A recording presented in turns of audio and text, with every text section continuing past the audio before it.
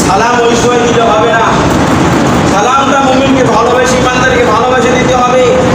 সালামের বিনিময়ে জান্নাত পাওয়া যায়। কি যায়? জান্নাত পাওয়া যায়। ফিনল্যান্ডের একটি ঘটনা।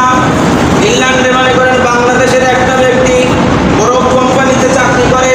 কি কোম্পানি? খেয়াল করে, বড় কোম্পানিতে চাকরি করে। যখন ওই বড় কোম্পানিতে বরাবর সিকিউরিটি গার্ড আছে, উনি দাঁড়ায় আছেন ওখানে। এক বাঙালি প্রতিদিন ওই সিকিউরিটি গার্ডকে সালাম দেয়। কি দেয়? সালাম দেয়।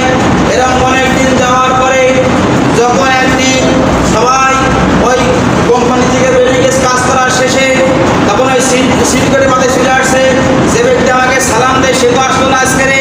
খেয়াল করে, আল্লাহ তার বেরোতে কি দিল তাকে, যে আমাকে প্রতিদিন সালাম দেয় সে তো আজকে আসলো না। সবাই চলে গেছে, সন্ধ্যা হয়ে গেছে। তখন ওই সিকিউরিটি গার্ড ওই বরফ কোম্পানির মধ্যে চলে গেছে, গিয়ে দেখে বরফের মধ্যে পড়ে আসে।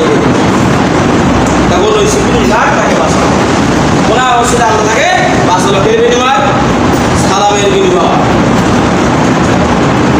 এই জন্য সালাম দিতে হবে। যে পরিচিত বিষয়কে কি করতে হবে? সালাম দিতে হবে। নিজের স্ত্রীকে সালাম দিতে হবে। এবার কিন্তু ধরা পেয়ে গেছে, স্ত্রীকে সালাম দেন, একটু দেখাতে হবে কি হাত দিলে যে স্ত্রীকে বাড়িতে সালাম দিই। কোনো বেলারে আমাদের চালু হয়নি তো দেবে কি?